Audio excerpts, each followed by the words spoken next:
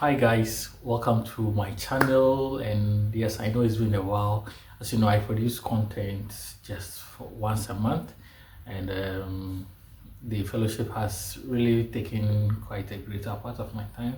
But today's content, I deliberately chose to shoot it today because I'm going to talk about the Humboldt uh, Foundation, and we are at the Humboldt annual meeting this year. So as you could see, yes, we just registered, just met up with my friends and others, and it's been nice seeing people you were with some months ago and seeing how everyone is doing well with their research, their various research for which they are here.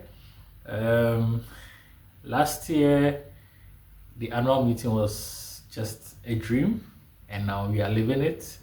So if you want to be living the dream also, then stay tuned, because this video is going to tell you how to get through the selection process successfully, and next year you join us also for the annual meeting. So yeah, see you, stick around and don't go anywhere.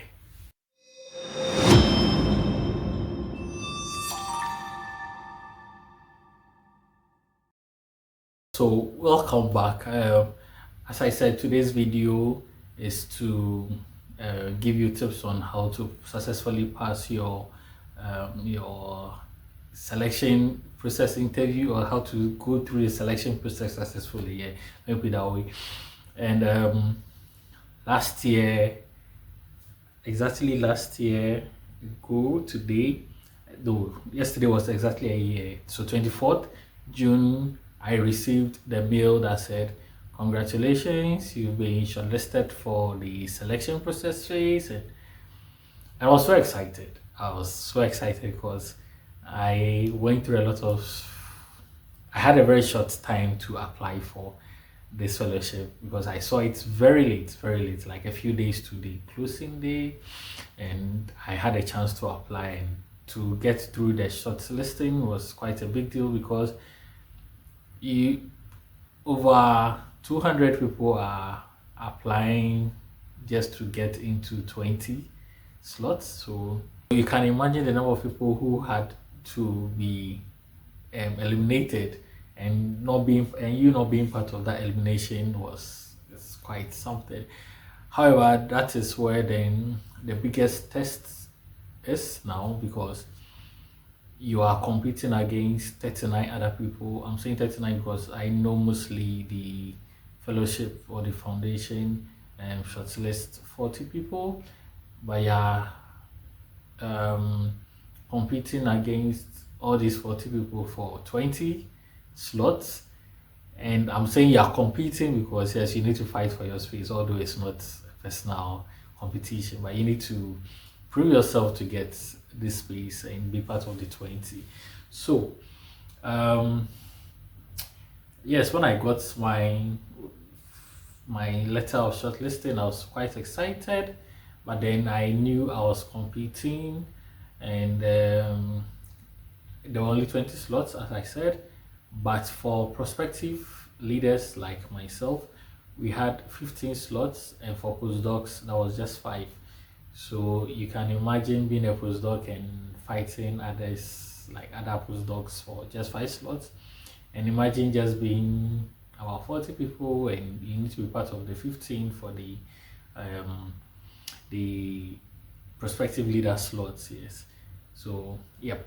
So how did I make it through my selection process? Yes, there was the grace of God, but I also put in the work. So I got my letter in June, as I said, and immediately I got to the letter, I contacted my host. So the first thing I would advise you to do is to contact your host. Just inform them. They may not have the time to um, assist you to prepare for your um, interview, uh, but they would have some recommendations, especially with regards to former Humboldtians who have been through the process, so they could guide you. In my case, I just informed my host about it, and she told me, well, I should get in touch with other Humbletians so that they could prep me. So I did contact them, and it takes me to my second point. Try as much as possible to contact fellow Humbletians, like people who are currently doing their fellowship, like myself, and others. Some may be from your country, and others you don't necessarily need to know, but they may be doing something with regards or related to what you're also coming to research on, so you could talk to them. You just need to be polite, introduce yourself to them, and ask for guidance. In my case, I had the guidance of Nivesh Sukma. So Nivesh and Sukma happened to be in my host university. So Nivesh did his fellowship, and then Sukma came the following year. And what I realized was Nivesh prepped Sukma for hers, and she got it. So now Nivesh and Sukma prepped me, and then I got in. And also, if there's anyone coming to Unicastle, also you could come, and we would all prep you. I also had a past fellow who I happened to know as a friend before finding out he was a fellow, Jack Okwasari. He was tremendously helpful. So he gave me the tips on what to say for my personal interview and everything. He told me to be real with myself, and yeah. So be real with yourself also. I mean, you don't have to cook up any story to impress, and you have just 5 minutes, so you don't have to say much to talk about yourself during your personal interview. And you be asked things about about yourself, not even about your research, about yourself, because Humboldt says that it's it funds people and not projects. So you have to sell yourself to be able to get in. Secondly, we had a lot of mock interviews. So Jack and I and Nivesh, I prepared my slides according to the guidelines given to me by the Humboldt Foundation. Um, but I shared these slides and my whatever materials I had with these past Humboldt fellows who guided me on what to put in, what to take out, what was necessary, what was important, and all. And I think yes, I had a couple of mock interviews, about 6 mock interviews. The last mock interview was, I think, a week, no, not a week, the Friday to the main thing. For that, I got my close, trusted friends in academia who joined and gave me their comments and told me what to do, what not to do, what I said wrong, what I said right. And they asked questions as though I was in the selection interview, so I went prepared. As a tip, whatever you wish to say, write it down in a book, so that when you realize you're talking too much and you look at the book, you'll get back on track. Because yes, you're under pressure, you want to impress. The committee is made up of very renowned scientists, so you wouldn't want to mess up, and hence you would talk a lot. So just make notes of the vital things you have to say, and have a reference guide to it. Secondly, no, I should say secondly, the next point, I've lost count. The next point is you should also read more on your topic, not just what you wrote in your proposal. Read more.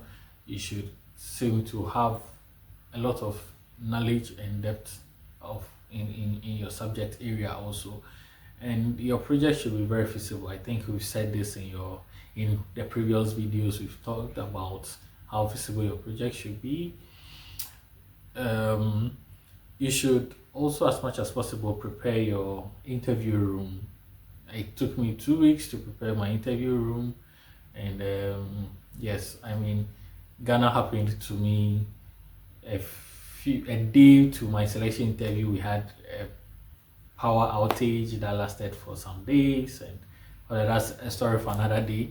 But yes, give and take, just prepare your interview room, and leave no chances. If it's internet, get 2 service providers one as the main one and the other as a backup, so that in case one fails, you have a backup. With regards to electricity, you should be at a place where you know there's constant electricity, and you could also have a standby generator if you can afford, or go to a place where there's a standby generator. And find yourself a quiet room also to do this, because you will need a lot of attention. You wouldn't want there to be noise, and a lot of people would be talking in the background. It could also kind of affect what you are doing. So yes, I think this is it. We need to go. It's almost time for us to get to the annual meeting. Today is the start of the annual meeting. So yes, I would see you, and if you have any questions with regards to how to prepare more, just hit me up. I would also be talking with other fellows during the annual meeting, so we could share insights and give insights on what to do to be able to join us as a Humboldt next year. So be safe. I wish you all the best in your preparations, and catch you some other time. Bye.